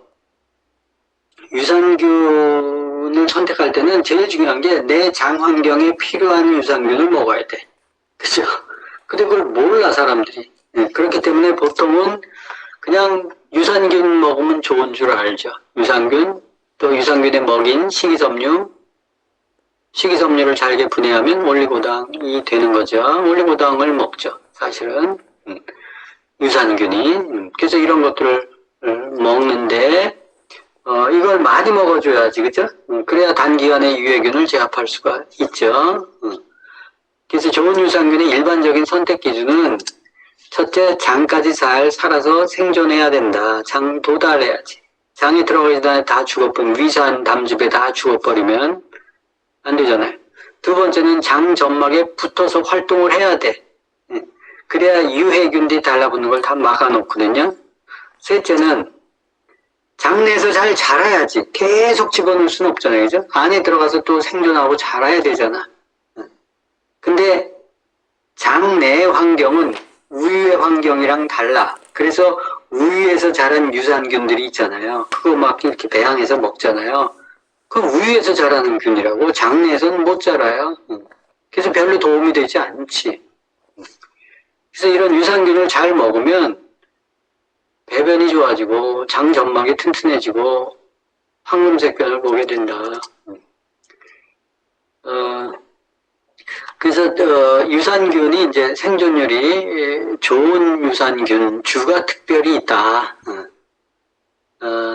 위산과 담즙, 위산은 강한 산성이 pH 2 정도 되잖아요. 담즙은 알칼리 쪽에 가까워요. 그래서 산과 알칼리에 유산균이 약해. 근데 그거에 강한 균주가 있어. 그 균주를 토대로 해서 하는 게 중요하죠. 그렇지 않으면 뭐 균수가 많은 게 무조건 좋게? 아니에요. 균수가 많다라는 건 의심해 볼 필요가 있어요. 아, 많이 죽는가 보다. 그죠? 양으로 승부하나 보다. 이렇게 생각하죠. 그죠? 많은 게 좋은 게 아니에요. 그래서. 살아 들어간 균수가 중요하고 내 몸에 정말 필요한 균인가 중요하죠. 그래서 우유에서 자란 균, 유산균을 고를 때 유산균 수에 현혹되지 말라. 어떤 기능하는 균주가 어떤 유산균주가 들어가 있는지 이렇게 써 있는 게 좋아요. 근데 균주를 안 밝히는 게 많지, 싸구려들은. 그 몇 종류의 유산균이 어떻게 배합되어 있는지 구체적으로 밝힌 제품이 좋지, 그냥 유산균 몇 천억 마리 뭐 이렇게 써 있는 것은 의미 없어요. 아무나 먹는다고 좋은 게 아닐 수 있다라는 거예요. 왜냐면 저게 살아있는 균이기 때문에 내 몸에 좋은 균들을 유산균들이 또는 뭐 그런 균들이 들어가서 망가뜨릴 수 있거든요. 그래서 잘 먹어야 돼요. 근데 이제 요새는 유산균 연구를 벗어나서 프로바이오틱스도 아니고 더 상위에 마이크로바이옴을 연구하고 있어요. 마이크로바이옴이라는 것은 인체에 서식하고 또 인간과 공생관계를 맺고 있는 미생물의 연합, 그리고 미생물이 갖고 있는 유전 정보의 총합을 마이크로바이옴 그래요. 그래서 잘은 모르겠지만 우리 사람도 유전 정보가 있잖아요. 그죠? 근데 사람은 유전 정보가 있는데 사람 안에 살고 있는 생물들도 다 유전 정보를 다 갖고 있는 거야. 그 39조 개의 마이크로바이옴이 존재하는 거예요. 그 마이크로바이옴마다 유전 정보들이 다 따로 갖고 있어. 그래서 균형 잡힌 마이크로바이옴은 다양한 포스트바이오틱스를 생성하고 유익한 포스트바이오틱스는 피에 들어가서 인체 건강을 조율한다. 그래서 이건 이제 뒤에 보조적인 영상이 나오니까 그거 좀 보고, 또 이 마이크로바이옴 프로젝트는 미국 국립보건원이 이제 최고의 권위를 갖고 있었는데 인체 내 미생물 또 유전체 연구를 통해서 마이크로바이옴이 유전자보다 더 중요하다. 인체 건강을 좌우하더라. 쌍둥이 연구를 해봤더니 쌍둥이가 똑같은 질병으로 죽지 않더라. 유전자가 다 100% 같은데 봤더니 마이크로바이옴이 틀리더라. 마이크로바이옴이 틀린 것은 그 사람이 자라고 생활하고 먹고 싸고 하는 환경 자체가 다르기 때문에 달라지더라. 마이크로바이옴이. 그래서 주위의 식생활 습관이 더 중요하다는 거예요. 환경이 더 중요하다는 거예요. 유전자보다는. 이제 그런 연구로 이제 마이크로바이옴이 굉장히 중요하다. 그래서 건강을 찾으려면 마이크로바이옴을 알아야 된다. 이런 연구로 지금 급선회하고 있어요. 바이오 쪽에서도. 그래서 우리가 먹은 음식의 대부분은 소장에서 소화 흡수되지만 남은 영양분은 마이크로바이옴의 먹이가 돼서 발효 과정을 거쳐서 인체에 좋은 영양을 주는 이런 것들을 만들어내더라. 거기에 뭐 단쇄지방산, 소화효소 뭐 이런 것들이 항균, 펩타이드 뭐 이런 것들이 있는데 이런 것들은 인류의 과학으로 만들어낼 수 없어요. 대장 내 미생물, 좋은 미생물들의 연합으로만 저게 만들어지는 거야. 그래서 약으로는 구할 수 없기 때문에 장에서 저런 걸 배양시켜서 잘 들어올 수도, 혈액에 잘 들어올 수 있도록 하는 게 건강의 키포인트다라는 거예요. 근데 이제 현대인들은 저 마이크로바이옴의 균형이 항생제 먹죠, 술 먹죠, 스트레스 받죠, 환경오염 물질들 잔뜩 호흡하고 먹죠, 가공식품 먹죠. 그러다 보니까 마이크로바이옴이 엉망이 된 거예요. 그래서 그 마이크로바이옴을 회복시키는 게 중요한데, 마이크로바이옴의 균들이 아까 엄청나게 많잖아요. 2000여 종이고 39조예요. 그 파악조차도 안 되는, 어떤 놈들이 있는지 다 파악조차도 안 돼 있는 거예요, 지금. 그래서 똥을 오죽하면 건강한 사람의 똥을 먹겠냐고.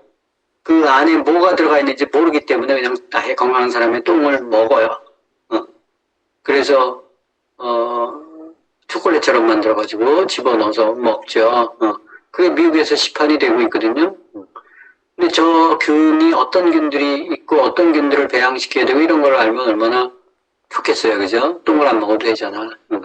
그래서 이제 여기에 보면 이제 그런 얘기들이 있는 거예요. 시중에 많은 유산균 제품이 있지만 이게 내 몸에 맞아?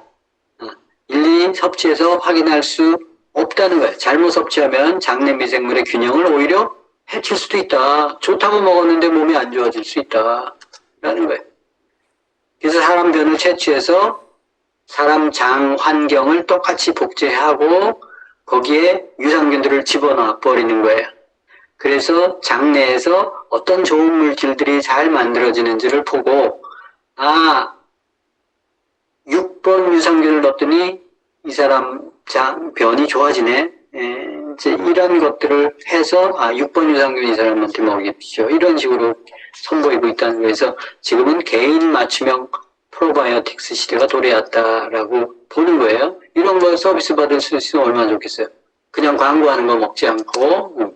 마이크로바이옴 연구 영상 좀 보도록 하겠습니다. 간단하게 자기소개 좀 부탁드릴게요. 저는 HM파마 대표이사 지요셉이고요. 네. 미생물을 좋아하는 미생물학자입니다. 그래서 HM파마 연구소가 어떤 곳인지 자신의 똥을 통해서 왕만 누리던 그 귀한 거를 그 시절 어휘보다 더 정확하게 비싸고 더 정밀하고 더 현대화된 장비들을 이용해서 맞춤형 식단부터 당신의 건강 상태 그리고 어떤 프로바이오틱스를 드셔야 되는지까지 플랫폼 안에 다 집약되어 있습니다. 비렐름 홀자펩 교수님 어떤 분이신가요? 홀자페 교수님 미생물학계에서는 식품미생물 연합의 동시회장으로 두짠이 저희 쪽에 독점적으로 공급해주는 기술도 있다고. 피마스라는 기술이죠. DMAS라는 기술이고요. 네. 제가 꿈꾸던 기술이에요. 그러니까 저도 헷갈리지만 다른 사람도 헷갈릴 거예요. 마이크로바이옴, 유산균, 프로바이오틱스, 포스트바이오틱스. 너무 헷갈려요. 그래서 일단 하나씩 어떻게 달라요? 유산균이라고 하는 거는 젖산을 만드는 미생물들을 이렇게 하나로 모아놓은 거예요. 그러니까 이게 김치, 피클 이런 발효식품. 그럼 프로바이오틱스는요? 그 유산균이라는 큰 범주 안에서 유익한 역할을 하는 미생물들을 골라놓은 것이 프로바이오틱스라고 할 수가 있어요. 마이크로바이옴은 장 안에 있는 수십 조에 달하고 수백 개의 다른 종류의 미생물들이 모여서 사는 그 환경. 포스트바이오틱스. 예, 말 그대로 그 이후라는 거죠. 얘들은 이 장 안에서만 있는데 사람이 먹은 음식이 소장에서 흡수되고 흡수되지 않은 물질들 마이크로바이옴이 분해해서 간세지방산, 비타민이라든가 이렇게 만들어진 물질들이 물에 녹은 상태로 대장까지 쭉 가면은 쫙 흡수가 돼서 몸을 건강하게 하고 뇌 기능도 좋게 하고 면역 기능도 좋게 하고 실질적으로 일을 하는 핵심 원천은 포스트바이오틱스라고 할 수 있는 거죠. 마이크로바이옴이 하고 있는 일이 신경기능, 면역기능, 장기능, 대사기능. 이거보다 더 나갔어요. 예? 그리고 저희가 마이크로바이옴이 다 다르다라는 거를 보여주는 어떤 상징적인 그림인 것 같아요. 진짜 다 다른 거예요? 연구를 보면은 제왕절개로 태어났나? 자연분만으로 태어났나? 분유를 먹었나? 모유를 먹었나? 이것들이 이제 자신 몸 안에 계속해서 정보가 축적되다 보니 그 같은 인생 사는 사람이 없듯이 그쵸. 같은 마이크로바이옴을 가진 사람이 없는 거죠. 제 마이크로바이옴을 맡기고 싶네요. 그렇죠. 저 왕의 어휘보다 훨씬 더 정확하게. 왕이 된 것처럼. 예, 그래서 분변 채취가 있어요. 저 많이 해봤거든요. 예. 너무 싫어. 분변을 채취를 하고 보내드리면 되는 거죠? 반송 신청을 해주시고 최대한 프레시하게 그 직전에 체변을 하셔서 택배 기사님에게 맡겨서 저희 회사로 보내주시면은 가장 좋습니다. 체변해서 보냈으면 연구소에선 과연 어떤 일이 벌어지는지 예. 저희가 자세하게 보도록 하겠습니다. 예. 네. 저게 실제 연구소 모습인 거죠? 예, 맞습니다. 분변을 아주 정확한 양을 따가지고 저 이제 계량 스푼에다가 따가지고 섞어주는 과정을 저희가 전처리라고 합니다. 무슨 균주를 분리하고 배양하시는 거세요? 예, 똥 안에서 핵심 미생물들을 분리를 해가지고 보관을 하는 작업도 하고 있습니다. 그 분변을 이렇게 나눠 놓게 되면은 저희가 뭐를 해야 되냐면은 그 플레이트 안에 들어간 미생물들이 내가 사람의 장에 다시 들어왔구나 라는 착각을 일으켜야 돼요. 전부 다 사람의 장과 동일한 환경으로 만들어져 있어요. 저 사람 손 넣은 저 공간 안쪽은 예, 산소도 없고 온도와 그리고 저 안에는 이렇게 아지테이션이라고 이렇게 연동 운동을 해주는 것까지도 사람의 장 안과 동일한 환경을 만들어놔서 착각을 일으킬 수 있도록 만들어주는 장입니다. 그리고 거기에다가 고객분들이 나중에 드시게 될 6종류의 프로바이오틱스를 저희가 미리 그 장에 넣어보는 거예요. 그러니까 프로바이오틱스랑 어떻게 반응하는지 따서 볼 수 없잖아요. 그렇죠. 저희는 고객분들의 장을 복제, 아바타로 쭉 만들어 놓고 고객분이 드시기 전에 저희가 미리 다 넣어보고 분석을 해서 고객님께는 이게 최고입니다라고 정해주는 10개, 20개 그냥 찝은 게 아니고요. 40가지나 되는 다양한 콤비네이션을 먼저 만들어서 그거를 40명의 분변 시료로 1600회 이상의 분석을 통해서 최종 선별된 게 6개인 거지 저희가 그냥 눈 감고 아무렇게나 고른 제품이 아닙니다. 시스템이. 그렇죠. 이게 복제장 시스템이 가지고 있는 아주 특별한 기능 중에 하나. 당장 제가 체변을 해가지고 이거는 지금 유전자 분석기인데요. 미생물의 유전자를 다 뽑아내면은 플로우셀이라는 칩에다가 유전자를 올려서 이 유전자 분석기에 넣게 되면은 그 고객의 분변 안에 있던 미생물들의 유전자들을 다 읽어드립니다. 그거를 저희가 다 보고 할 수가 없어서 이제는 AI에다 접목을 시켜서 훨씬 더 정확하게 빠르고 정확하게. 예. 진짜 저기 한번 갔다 오면 왕보다 낫겠는데요? 왕은 그냥 이렇게 하는 그렇죠. 건데. 예. 그러면요, 박사님. 저한테 검사 결과지 보내고 한 1년 뒤에 받아볼 수 있겠네요. 그쵸? 제가 연구할 때만 해도 정말로 1년이 걸렸어요. 근데 지금은 5주 안에 고객분에게 정확한 정보를 전달해드리는 이 프로세스를 전부 다 세팅을 해놨습니다. 네, 그래서 이런 시대가 왔고 지금은 4주 정도 만에 되는데 저 회사가 HM파마에 상장되어 있고 잘 나가고 있어요. 아미와 협업했고 그리고 또 이게 2022년 5월부터 사실은 서비스가 되고 있는 거예요. 지금 4년째 진행되고 있고 전 세계에서 이렇게 해주는 데가 없어요. 그래서 한국뿐만이 아니라 전 세계에서도 이렇게 마이크로바이옴의 유전자 정보를 분석을 하고 또 포스트바이오틱스가 어떤 것들이 나오는지 분석할 수 있는 기업은 없어요.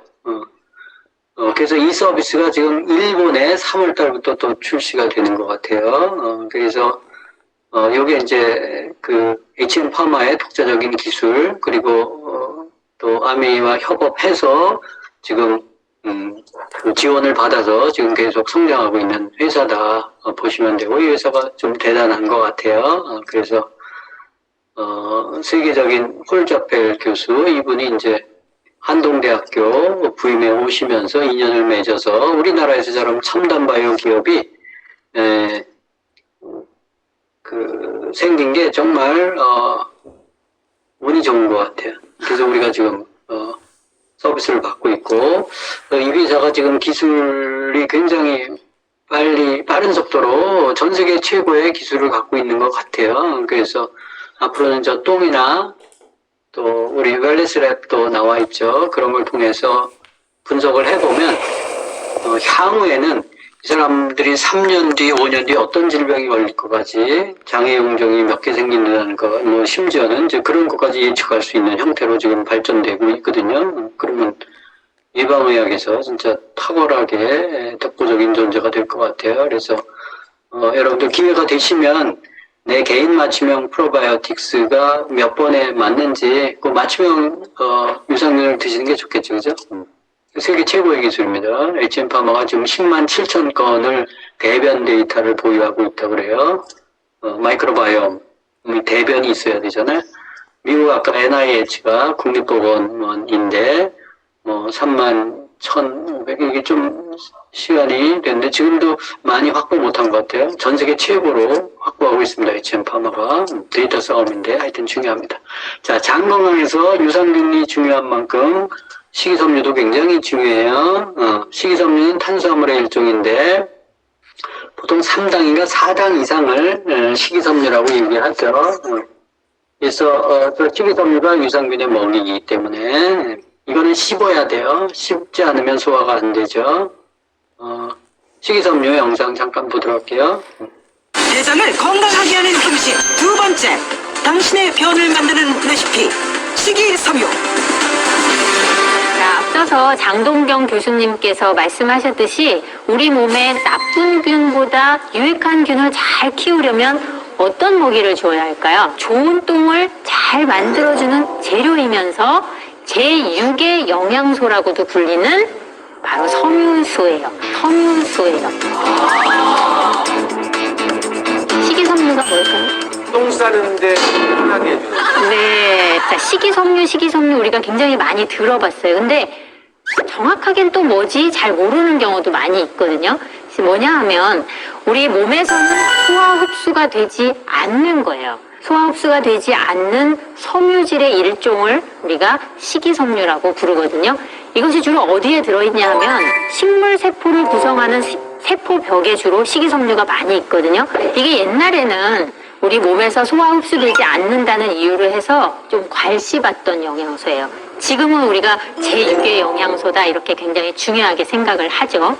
그런데 이 식이섬유에는 두 가지 종류가 있어요. 하나는 물에 잘 녹는 수용성, 또 하나는 물에 잘 안 녹는 불용성 식이섬유가 있어요. 제가 그걸 설명을 좀 해드릴게요. 보시면 요거 음식점에 가시면 몇 번 받아보신 분들 있으시죠? 박하사탕인 줄 알고 입에 넣으시는 분들 제가 봤어요. 이것을 수용성 식이섬유라고 생각을 해보면 수용성 식이섬유는 우리 몸속에서 물을 쫙 빨아들이는 역할을 해요. 한번 물을 부어볼게요.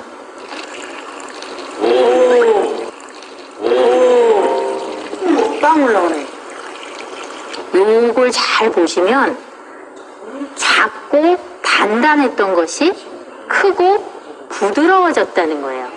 다시 말하면 수용성 식이섬유를 많이 먹으면 우리 변이 이렇게 작고 단단하던 것이 크고 부드러워질 수 있다는 거거든요. 이해가 되시죠? 이것은 또 하나 뭐냐면 우리 몸속에 장 속에 들어있던 안 좋은 독소나 이런 것들을 희석하는 효과를 가질 수가 있어요. 장 속에 저 노란색 보시면 아주 그 독한 것들이 들어있다가 물을 많이 머금은 대변이 되면 이것이 희석을 시켜줘서 저 독소가 장에 닿을 때 농도가 낮은 채로 닿게 되겠죠. 그래서 수용성 식이섬유 도움이 되는데 어디에 많이 들어있냐 하면 과일이나 야채 그리고 우리 이제 해조류 같은 거에 많이 들어있어요. 두 번째는 불용성 식이섬유가 있어요. 보시는 것처럼 통곡물이라든지 현미라든지 채소의 그 질긴 부위 있잖아요. 거기에 많이 들어있거든요. 보기만 해도 좀 질기고 거친 느낌이 드시죠. 요거가 이제 대장이라고 생각을 하시면 대장에 여기 이제 똥 찌꺼기 같은 거, 독소 물질 같은 게 대장에 붙어 있어요. 불용성 식이섬유가 우리 이제 장 속에 들어왔다라고 했을 때 이게 장을 지나가면서 요거 자체가 대변에 핵이 되는 거예요. 핵이 되니까 똥 찌꺼기들하고 같이 묻어서 내려가겠죠. 그래서 변을 볼 때 같이 배출이 되죠. 그죠? 네. 이것도 비슷한 원리예요. 우리 솜사탕 만드는 거 보셨죠? 솜사탕 만들 때 걔네만 계속 설탕만 돌고 있으면 덩어리 형성이 안 돼요. 요건 나무 젓가락 하나 넣어서 이렇게 돌려주면 덩어리를 형성하잖아요. 그죠? 또 우리 먼지 같은 거 침대 밑에서 먼지 꺼내실 때 어떻게 하세요? 뭔가 철사나 막대기 같은 걸 넣어줘야 먼지가 붙죠. 그런 것처럼 불용성 식이섬유에는 안 좋은 이런 음식 찌꺼기나 이런 것들이 다 들러붙으면서 변을 형성하는 변의 핵이 된다는 걸 꼭 기억을 해주시고요. 그래서 수용성 식이섬유나 불용성 식이섬유나 다 우리 장 속에 들어가서 배변의 양을 늘려준다는 데 있어요. 볼륨이 커지는 거죠. 그래야 장을 자극해서 장 운동이 원활하게 되고 배변이 잘 된다는 거예요. 또 하나 중요한 것은 이 불용성 식이섬유를 우리가 먹었을 때 이것이 세균에 의해서 분해되면서 단쇄 지방산이라고 하는 성분으로 바뀌어요. 그러면 대장이 먹고 사는 훌륭한 에너지원이 되는 거거든요. 나는 단지 세균의 먹이로 식이섬유를 주었을 뿐인데 이 식이섬유가 다시 에너지원으로 업그레이드가 됐다는 거예요. 근데 그럼 하루에 얼마나 먹어야 되느냐 보니까 성인이 하루에 한 20에서 25g을 먹어야 된대요. 근데 조사를 해보니까 한국인 섭취량이 9 내지 10g으로 줄었대요. 그러니까 한 절반밖에 요즘 안 먹고 있다는 거예요. 근데 우리가 이제 저렇게 식이섬유가 없는 밥상을 먹게 되면 대변 양이 줄어들겠죠? 우리가 똥덩어리 만들려면 그 원료를 충분히 넣어줘야 된다는 거죠. 그래서 식이섬유를 잘 먹어주면 변비 예방되죠. 대장암도 예방되죠. 고혈압, 당뇨 등의 어른들의 그 성인병, 그다음에 여러 가지 암들이 예방된다는 거예요. 그래서 내 똥은 제대로 지금 구성이 되어 있는가? 내 똥의 레시피 우리도 한번 살펴봐야 되겠죠? 이상 소화기내과 정성혜였습니다. 대장을 자, 그래서 식이섬유 중요한데 식이섬유는 물에 녹는 게 있고 물에 녹지 않는 게 있다. 수용성과 불용성 식이섬유가 있다. 그랬고 예전에는 소화 흡수도 안 돼서 하찮게 여겼지만 지금은 제6의 영양소로 치부할 만큼 굉장히 다룰 만큼 중요해졌다. 그래서 수분을 먹으면 자기 몸무게 뭐 수십 배나 커진다. 4, 50배 커진다고 얘기했죠. 그리고 이렇게 수세미에서 물이 쫙 흡착되듯이 이렇게 장벽을 깨끗하게 하기 때문에 장벽을 깨끗하게 하는 게 중요하잖아요. 그죠? 유산균으로 부풀어 올리고 그 장벽을 깨끗하게 하고 그래야 장이 깨끗해지죠. 그래서 유산균만 가지고는 안 되고 식이섬유가 들어가야 된다. 이 식이섬유는 위장, 천천히 음식을 통과시키기 때문에 혈당을 조절해 주죠. 혈당 피크가 안 일어나도록. 소장은 역시 마찬가지로 소화 흡수하는데 천천히 흡수될 수 있도록 하고 대장은 유익균의 먹이가 돼서 마이크로바이옴을 안정화시키는데 굉장히 중요한 역할을 한다. 그리고 식이섬유 먹는 양만큼 대변의 양과 비례한다. 아프리카 사람들이 한 50g, 60g 싼다고 얘기해요. 아까 한국 사람은 뭐 10g, 10몇 g 이렇게 얘기하잖아요. 밀가루 음식과 고기를 많이 먹으면 식이섬유가 별로 없죠. 그래서 대변량이 별로 없다. 그래서 식이섬유에 대한 역할, 또 콜레스테롤도 식이섬유가 충분하게 섭취하면 장벽에 붙어 있는 콜레스테롤, 또 음식물 찌꺼기 안에 쪽에 있는 콜레스테롤 이런 것들도 흡착해서 빼주기 때문에 콜레스테롤도 잡아줄 수 있다. 고지혈증도 잡아줄 수 있다라는 것. 그리고 장에 머무른 시간이 길어지면 아까 여기 써 있죠. 그래서 그렇지 않으면 콜레스테롤이 이제 다시 담즙에 섞여서 콜레스테롤이 일부 장벽으로 흡수가 되는데 스펀지처럼 빨아들여서 빼주면 깨끗하게 되죠. 그죠? 콜레스테롤 수치도 떨어지고 식이섬유 영상 보셨지만 변비 또 장건강 또 심혈관 질환에 좋고 포만감 소화 속도를 늦춰주기 때문에 빨리 먹으면 많이 먹게 되잖아요. 그리고 체중 조절에 도움이 되고 콜레스테롤 감소, 혈당 조절 이런 거에 중요한 역할을 한다. 제일 중요한 역할 중에 하나는 유산균이 먹인다. 이게 유산균이 굉장히 중요하다고 얘기했잖아요.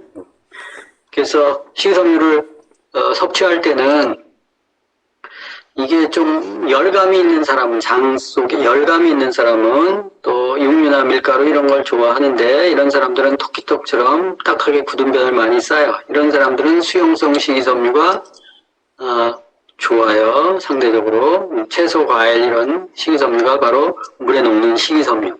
좀 부드러운 식이섬유가 수용성이에요. 반면에 이제 소화력이 좀 약하고 평소 설사에 가까운 묽은 변을 좀 싸는 사람은 장이 좀 수분 흡수가 좀 약한 사람이에요. 장이 냉한 사람, 이런 사람들한테는 장에 열감을 불어넣어주는 곡류 중심의 불용성 식이섬유가 좋더라라는 거예요. 불용성 식이섬유 이제 파이버 비치가 함유가 높죠. 수용성 식이섬유는 파우더 식이섬유 참조해서 이 식이섬유는 잘 구분해서 먹는 게 중요해요. 그래야 효과를 좀 더 증폭시킬 수 있어요.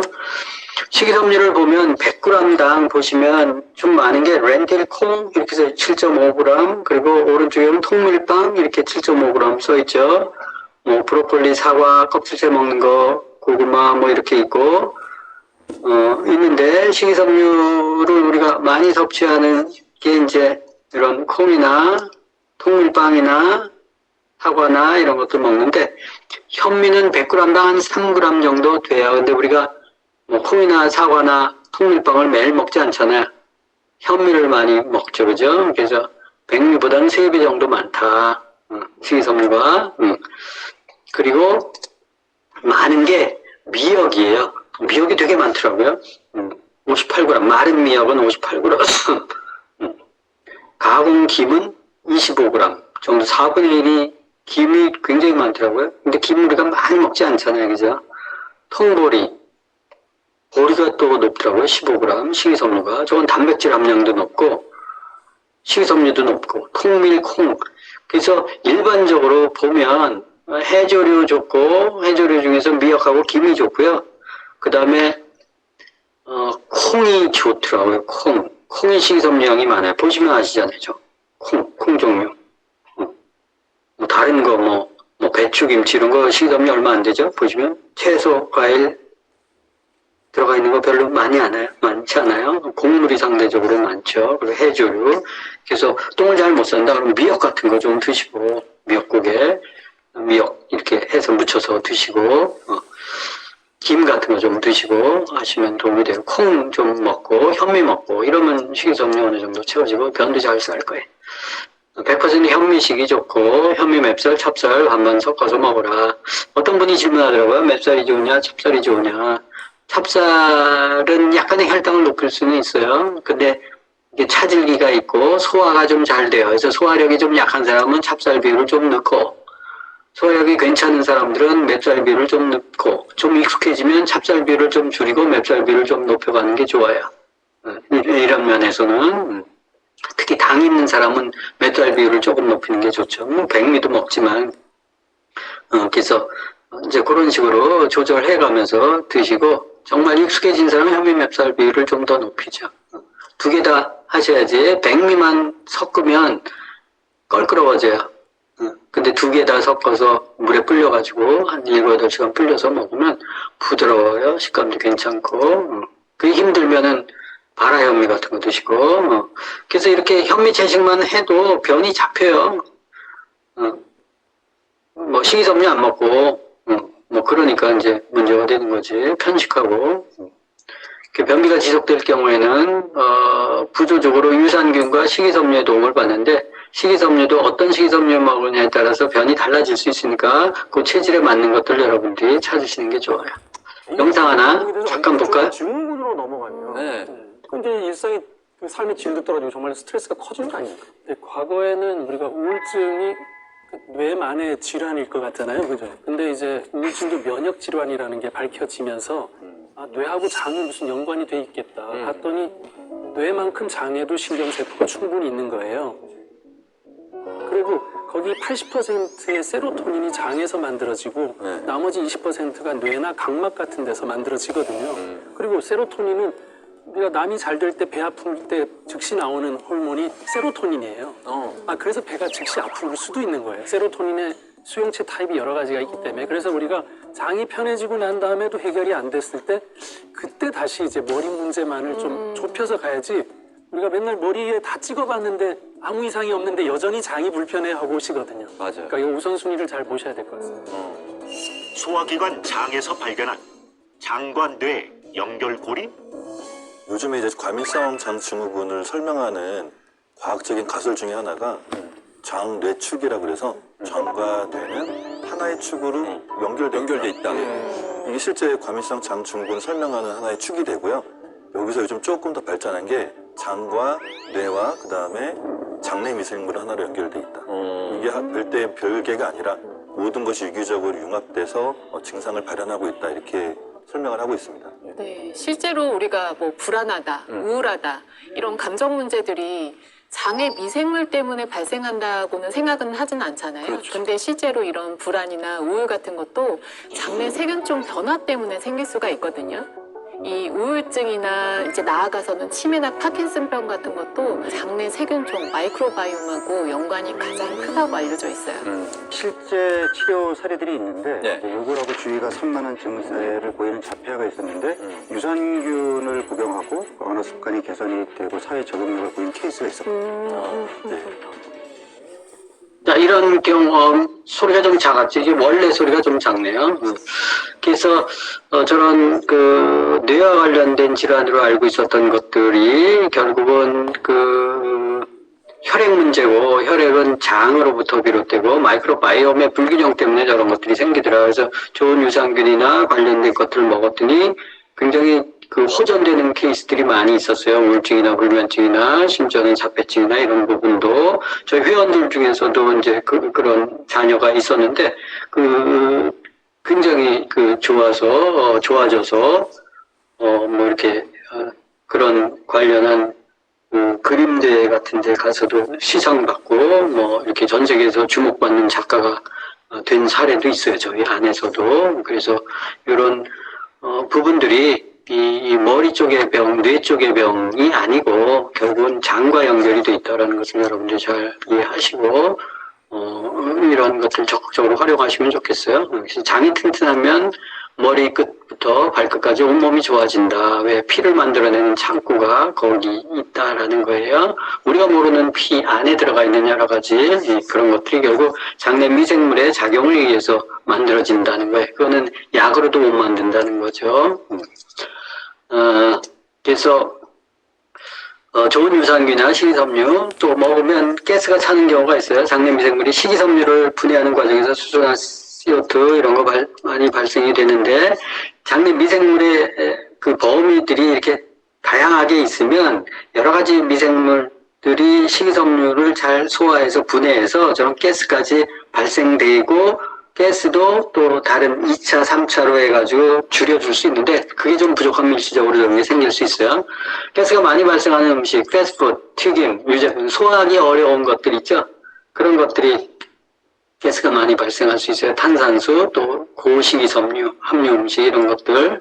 그래서 가스가 많이 발생하면 장내에서 뭔가 많이 일어나는구나. 근데 시간이 지나면서 유산균의 비율 같은 것들이 좋게 되면 그런 것들이 스스로 없어져요. 그래서 이제 그런 것들을 잘 이렇게 해서 드시고 맞춤형 유산균 같은 거 활용하시면 좋을 것 같고